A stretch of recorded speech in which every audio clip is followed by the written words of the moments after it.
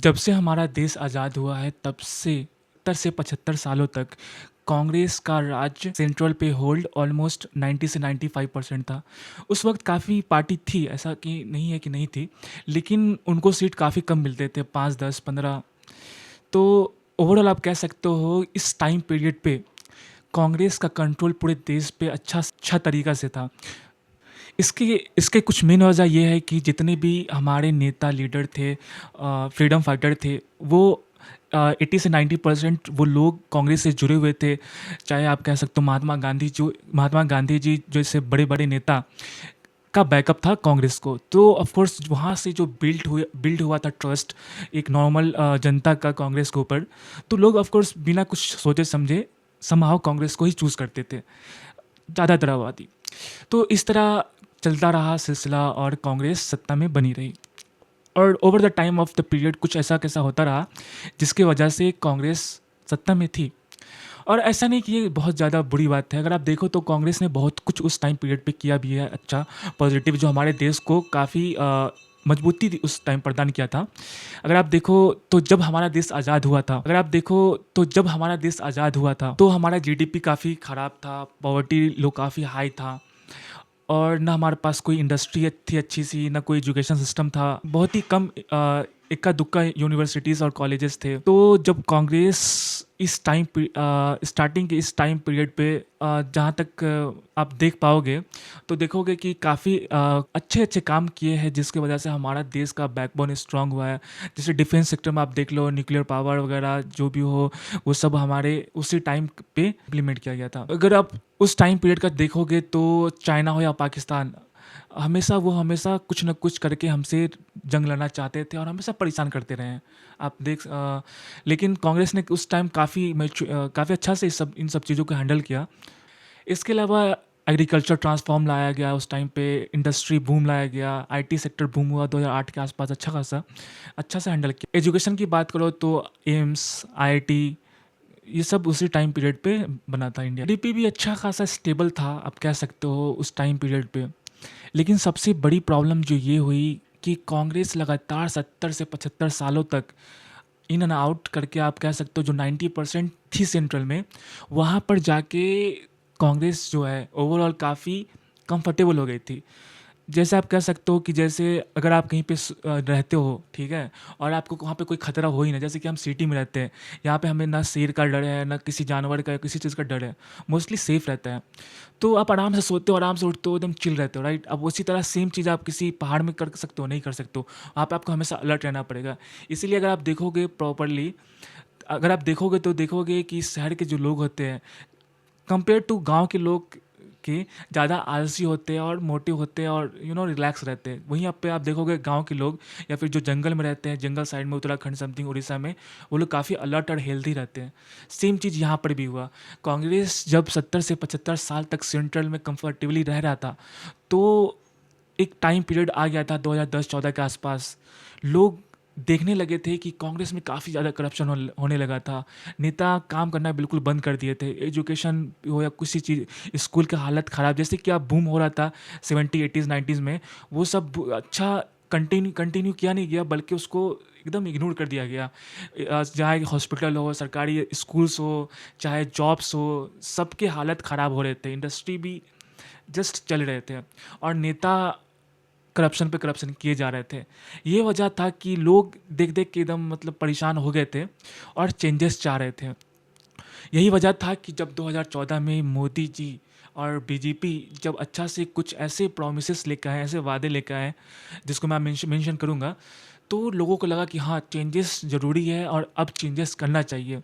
और मुझे लगता है 2014 में लोग ने इसी उम्मीद से कांग्रेस को हटा के मोदी जी को चूज़ किया, बीजेपी को चूज़ किया, ताकि देश में कुछ चेंजेस आए और कुछ डेवलपमेंट आए, जो कि मेरे हिसाब से भी काफ़ी अच्छा कदम था इंडियन पब्लिक के तरफ से। क्योंकि ऑफ कोर्स आप अगर 2 पार्टी है, 3 पार्टी है, तो आपको सबको चांस देना चाहिए। अगर ये कुछ कर रहे हैं और ये नहीं कर पा रहे, तो ऑफ कोर्स आप दूसरी पार्टी है उनको भी चांस दो, वो भी कुछ, उनको भी मौका मिले, तभी तो वो बता सकते हैं कि हाँ, हम क्या कर सकते हैं। तो इस तरह बीजेपी से आई और बीजेपी की तरफ से प्राइम मिनिस्टर नरेंद्र मोदी जी बने। लेकिन जैसे ही मोदी जी प्राइम मिनिस्टर बने, तो सबसे बड़ा ब्लंडर जो बीजेपी की तरफ से किया गया वो ये था कि जितने कांग्रेस में लीडर्स थे उसके 70 से 75% नेता को वो लोग उठा के अपने तरफ वापस बीजेपी में शामिल कर लिया। और ऑफ कोर्स जो नेता से परेशान होके लोगों ने बीजेपी को चूज़ किया, मोदी जी को चूज़ किया एज ए प्राइम मिनिस्टर, और सेम बीजेपी ने उन नेताओं को उठा के वापस अपने पार्टी में शामिल कर लिया। सेम उनको एमपी एमएलए का सीट दे दिया और चूज़ करके वापस वो सेम लोग पावर में आ गए। तो प्रॉब्लम यही हुआ कि वापस नेता जनता ने जिसको हटा के जिससे छुटकारा पाना चाह रहे थे, बीजेपी ने लोगों को घुमा फिरा के वही लोग वापस ला के दे दिए और लोग सेम वापस परेशानी फेस कर रहे हैं। और अभी हम इंडिया की पब्लिक सेम उसी पोजीशन पा चुके हैं जिस पोजीशन पे 2010 के आसपास के पीरियड पे थे। अगर आप बात करो 2014 के इलेक्शन के आसपास की जो कैंपेनिंग चल रही थी बीजेपी की तरफ से, तो उस टाइम मोदी जी ने जो प्रोमिस किया था कि हम जितने भी करप्शंस हो रहे हैं जिससे लोग परेशान होकर बदलाव चाहते हैं, तो मोदी जी ने प्रोमिस किया था कि हम जितने भी करप्शंस हो रहे हैं उसको बंद करवाएंगे, काला धन वापस लाएंगे, जॉब्स क्रिएट किया जाएगा और जो बॉर्डर सिक्योरिटी है उसको अच्छा से कंट्रोल किया जाएगा। और जितना भी हमारा जॉब्स की लैक हो रही है, मतलब जॉब नए अपॉर्चुनिटी क्रिएट किए जाएंगे। लेकिन अगर आप देखो तो जितने भी, अगर आप जाके देख सकते हो तो बॉर्डर के सिक्योरिटी के लिए लोग वापस मोदी जी हर स्टेट, जैसे कि बंगाल की बात करो तो ममता बनर्जी को कहते हैं कि अरे आपकी तरफ से ये किया जा रहा है, वो किया जा रहा है। लेकिन आपको भी पता है कि ये होम मिनिस्टर का काम होता है और ये आता है सेंट्रल गवर्नमेंट के अंदर में, जैसे कि बीजेपी के अंदर में। जॉब्स की बात करो तो आप देख सकते हो अभी जॉब्स के हालत और ख़राब हो गए हैं जो पहले था। और जहाँ तक बात करो जीडीपी का, तो देश का जीडीपी तो अच्छा हो रहा है, बट पर कैपिटल इनकम जो लोगों के हालात है, जो आम लोगों का जो हालात है, वो और बद से बदतर होता जा रहा है। पॉवर्टी और बढ़ गई है। मोदी जी कह रहे थे 2014 इलेक्शन के आसपास में कि सबका साथ सबका विकास हो, लेकिन अभी आप देख पा रहे होंगे कि मोदी जी काफ़ी अपने जितनी कमियां हैं अपने गवर्नमेंट के अंदर उसको छुपाने के लिए बस किसी एक कम्युनिटी को, एक एरिया के सेक्टर के लोगों को टारगेट करते हैं। और सच बताओ तो जितना उन्होंने प्रोमिस किया था उसका 10% भी फुलफिल नहीं कर पा रहे हैं। और जैसे कि वो कह रहे थे कि काला धन लेके आएंगे, इसको तो उन्होंने जुमला ही कह दिया। मतलब इतना ये जुमला है, किसी के अकाउंट में 15 लाख रुपया कभी नहीं जाता। ओपनली इसको जनता के आंखों में आंख डाल के झूठ बोल दिया।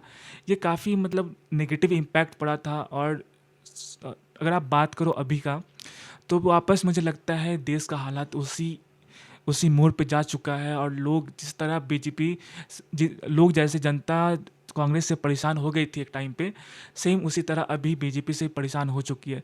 मैं ये नहीं कह रहा हूँ कि हाँ कांग्रेस अच्छी है या बीजेपी अच्छी है, लेकिन मैं ये कह रहा हूँ कि जितने भी नेता हैं वो घुमा फिरा के अपना ही फ़ायदा देखते हैं। और इसका सलूशन बस एक ही है कि जो आम जनता है उसको अलर्ट हमेशा रहना पड़ेगा। जैसे कि अगर आप बात करो यूके यूएस की, तो वहाँ पे कुछ भी अगर होता है, एक भी इंसिडेंट होता है, कुछ भी होता है, तो वहाँ की जनता हमेशा आपको आवाज़ उठाते हुए दिख जाएगी, चाहे वो किसी भी पार्टी की हो।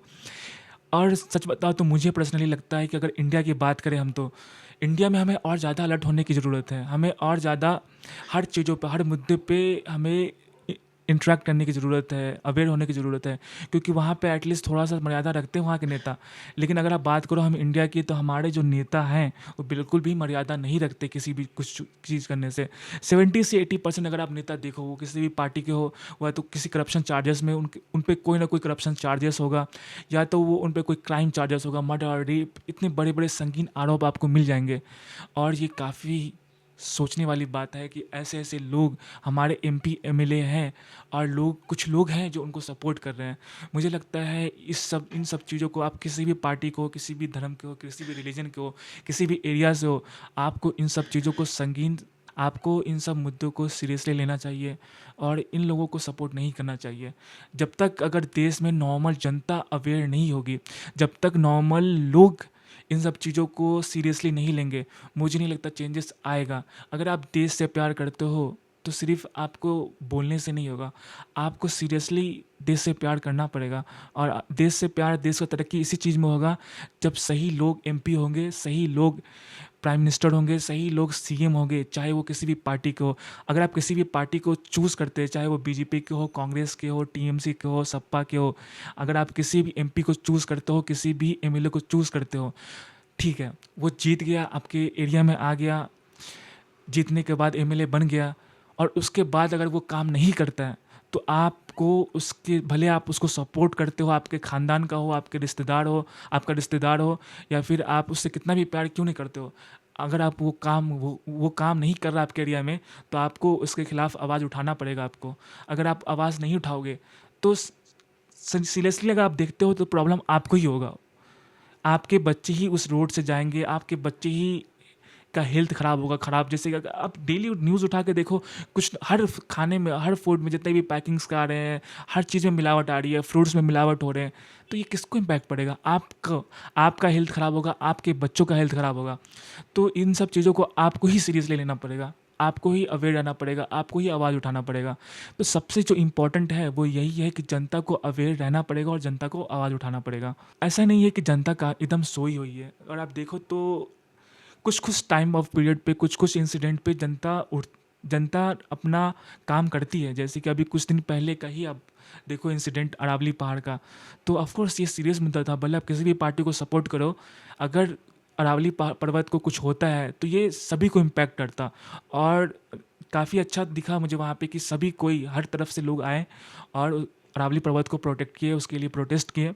सेम मुझे लगता है इसी तरह अगर कुछ भी चीज़ ऐसा हो रहा है, चाहे उसमें कोई भी इन्वॉल्व हो, कोई भी बड़े अंबानी अंडानी या कोई भी बीजेपी या कांग्रेस कोई भी इन्वॉल्व हो, तो मुझे लगता है अगर वो देश के लिए, कल्चर के लिए, समाज के लिए अगर वो हानिकारक है तो हमें एक होकर आवाज़ उठाना चाहिए और देश को प्रोटेक्ट करना चाहिए।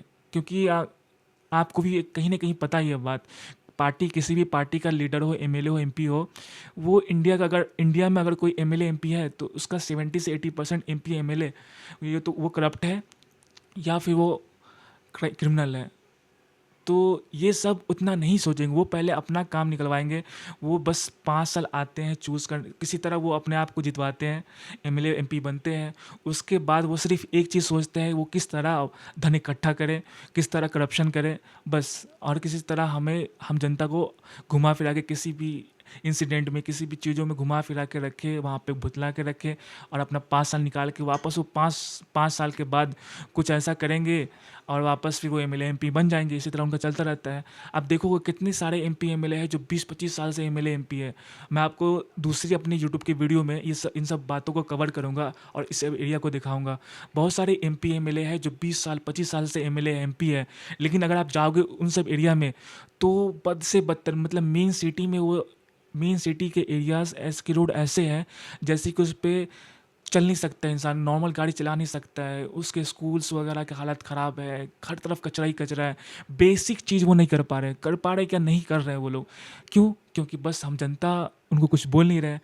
हम सारे जनता, चाहे किसी के सपोर्टर हो, बीजेपी को हो, कांग्रेस के हो, और किसी भी पार्टी के एमएलए एमपी आपके एरिया में हो, अगर हम सब मिल के अगर उनको फोर्स करते हैं तो देखिए 5 से 10 साल में इंडिया भी क्लीन होगा, अच्छे एजुकेशंस होंगे, अच्छा हेल्थ सेक्टर होगा, हर तरफ तरक्की होगा।